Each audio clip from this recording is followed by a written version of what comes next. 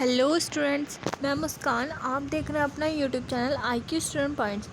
So students, हमने corporate accounting की class 3 में पढ़ा था कैश फ्लो। आज हम पढ़ेंगे फाइनल अकाउंट। ठीक है, तो आप जान लीजिए फाइनल अकाउंट होता क्या है। फाइनल अकाउंट पे हम क्या करते हैं। फाइनल अकाउंट पे हम किसी भी कंपनी का profit and loss account and उसकी बैलेंस शीट प्रिपेयर करते हैं।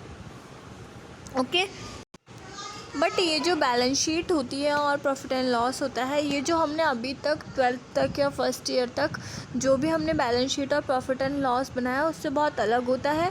इसका पूरा फॉर्मेट अलग होता है। बैलेंस शीट का आप नहीं कह सकते हो अलग है, बट जो आपका प्रॉफिट एंड लॉस का फॉर्मेट होता है वो पूरा ही चेंज होता है। नॉर्मली आप डेबिट क्रेडिट ऐसे करके प्रॉफिट एंड लॉस बनाते हो।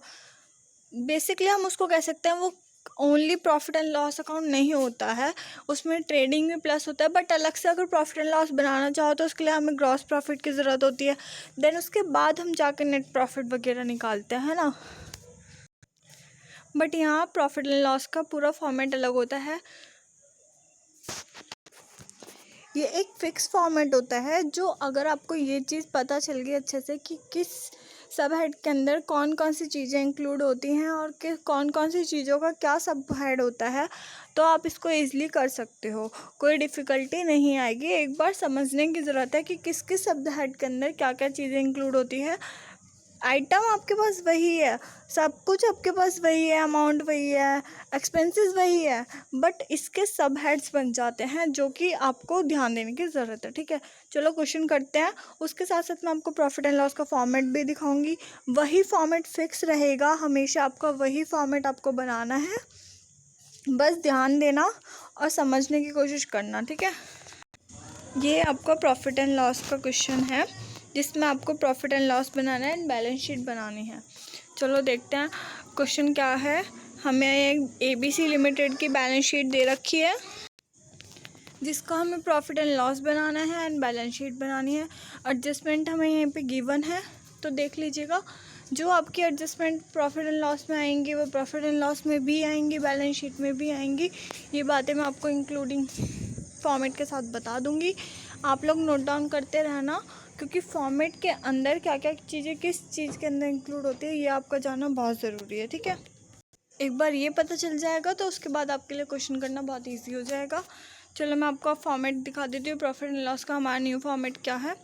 ये हमारा प्रॉफिट एंड लॉस का फॉर्मेट होता है जिसको हम लिखते हैं statement of profit and loss of ABC limited for the year ending 31 March 2015। Okay, particular लिखना है, नोट नंबर लिखना है, रुपीज़। कुछ भी एडजस्टमेंट क्वेश्चन के अंदर फॉर्मेट के अंदर नहीं करनी है। जो भी एडजस्टमेंट करनी है, जो भी कुछ भी प्लस माइनस आपको करना है वो वर्किंग नोट में करना है और वर्किंग नोट नंबर यहाँ पे नोट करना है। ओके, तो देखते हैं चलो कैसे करना है। रिवेन्यू फ्रॉम ऑपरेशन हमारा मतलब इसका सेल होता है। इसमें हमारा सेल्स रिटर्न माइनस होता है एंड परचेस में से हमारा परचेस रिटर्न माइनस होता है। ठीक है, ये बात अब याद रखना, कहीं पे नोट डाउन करते रहना। मैं बार बार यही बात बोल रही हूँ, पर कहीं पे नोट डाउन कर लेना। ठीक है, तो रिवेन्यू फ्रॉम ऑपरेशन मीन्स आपका सेल्स आपको क्वेश्चन में गिवन है। आप वहाँ से देख लेना, क्वेश्चन में आपको गिवन है सेल्स। हमारा कुछ भी सेल्स रिटर्न नहीं है तो हम इसमें से कुछ भी लेस नहीं करेंगे, इसको यहाँ पे डायरेक्ट लिख देंगे। नीचे चलिए, सेकेंड आपका स्टेप लिखते हैं अदर इनकम। अगर आपको अदर इनकम गिवन है तो आप यहाँ पे उसका अमाउंट लिख दोगे। अगर नहीं गिवन है तो आप नील लिख देना। कोई ज़रूरी नहीं है कि अमाउंट लिखना है, बट फॉर्मेट पूरा लिखना है। अगर उसका अमाउंट है तो लिख दो, नहीं है तो नील लिख दो या ज़ीरो लिख दो, कुछ भी। अदर इनकम मतलब हमारी डायरेक्ट इनकम या फिर इनडायरेक्ट इनकम आप कह सकते हो। देन उसके बाद थर्ड आपका आता है टोटल रिवेन्यू, जिसमें हम सेल्स और अदर इनकम को प्लस करके जो हमारा आता है उसको हम कहते हैं टोटल रिवेन्यू। फोर्थ हमारा होता है एक्सपेंसेस। एक्सपेंसेस में अब हमारा क्या क्या आता है। सबसे पहले हमारा सबसे बड़ा एक्सपेंस जो होता है वो होता है परचेस, क्योंकि हम परचेस करते हैं तो हमारा कैश जाता है, ये बात आप सबको पता है। ठीक है, तो सबसे पहले हम लिखेंगे परचेजेस। हमें परचेस क्वेश्चन में दे रखा है, बैलेंस शीट में परचेसेस लिखेंगे। देन उसके बाद देख लेंगे कहीं परचेस रिटर्न तो नहीं है, अगर क्योंकि परचेस रिटर्न होगा तो वो हमें परचेस में से माइनस करना होगा। ठीक है, बट इस क्वेश्चन में हमें परचेस रिटर्न नहीं दिया है तो परचेस को डायरेक्ट लिख देंगे। नेक्स्ट हमारा आता है चेंज इन इन्वेंट्री। अब आपको ये तो पता है कि इन्वेंट्री क्या होता है, क्लोजिंग स्टॉक को हम कहते हैं इन्वेंट्री, बट यहाँ क्या हमें दे रखा है, change in inventory means opening stock minus closing stock. Okay, अब यहाँ पे नोट्स टू अकाउंट में ये चीज़ देख भी लीजिए। Change in inventory means opening stock minus closing stock. जो भी आपका ओपनिंग स्टॉक है उसमें से क्लोजिंग स्टॉक माइनस कर दो, देन जो भी आपका आएगा वो आप चेंज इन इन्वेंट्री में लिख दो।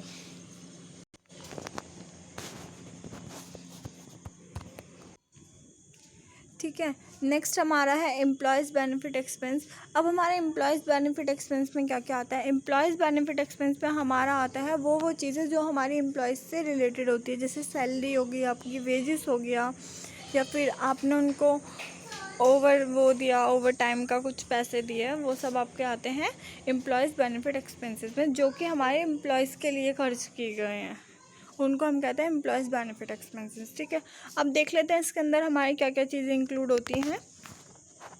सेकंड वर्किंग नोट देखिए, आपको दिखेगा एम्प्लॉयज़ बेनिफिट एक्सपेंसेस में हमारा वेजेस और सैलरी, जैसे कि मैंने अभी बोला था जो भी एम्प्लॉयज़ से रिलेटेड होता है, वेजेस और सैलरी इसमें मेन होता है। ये आपको क्वेश्चन में गिवन होगा। वेजेस और सैलरी को लेंगे, उसका टोटल करेंगे, देन उसके बाद जो भी हमारा टोटल आएगा वो हमारे एम्प्लॉयज़ बेनिफिट एक्सपेंसेस में इंक्लूड हो जाएगा। ठीक है, नेक्स्ट हमारा फोर्थ स्टेप है, हमारा इसमें फोर्थ है फाइनेंस कॉस्ट। अब फाइनेंस कॉस्ट में हमारा क्या आता है, जितनी भी हमारी बैंक से रिलेटेड चीज़ें, बैंक इंटरेस्ट हो गया, बैंक चार्जेस हो गया, या बैंक लोन हो गया, HDFC का हो गया, या OD हो गया, या कुछ भी हमारा बैंक से रिलेटेड जो भी है वो हमारा फाइनेंस कॉस्ट के अंदर आता है। ठीक है, अब वर्किंग नोट देखते हैं। हमारे थर्ड वर्किंग नोट आप देखोगे तो डिबेंचर, इंटरेस्ट पेड, जो भी हमारी बैंक से रिलेटेड है, जैसे मैंने कहा था इंटरेस्ट हो गया, बैंक इंटरेस्ट हो गया, डिबेंचर हो गया, रिडम्पशन हो गया, ये सब हमारा फाइनेंस में आता है। डिबेंचर इंटरेस्ट पेड हमारा दे रखा होगा क्वेश्चन में, and debenture interest outstanding 1/2 year, ये आपको एडजस्टमेंट में दे रखा है। ठीक है, तो इन दोनों को प्लस करेंगे, देन उसके बाद जो भी हमारा आएगा उसको हम लिख देंगे फाइनेंस कॉस्ट में। अब हमारा फोर्थ होता है डेप्रिसिएशन एंड अमorटाइज्ड एक्सपेंस। अब अमorटाइजेशन एक्सपेंस क्या होता है और डेप्रिसिएशन, यह सब आपको पता ही है। डेप्रिसिएशन हमारा फिक्स एसेट्स पे लगाया जाता है। किस एसेट्स पे कितने % का डैप लगेगा ये आपको क्वेश्चन में या एडजस्टमेंट में गिवन होता है। अगर आपको क्वेश्चन में या एडजस्टमेंट में गिवन नहीं है तो नॉर्मली आप 10% का डैप लगाते हो।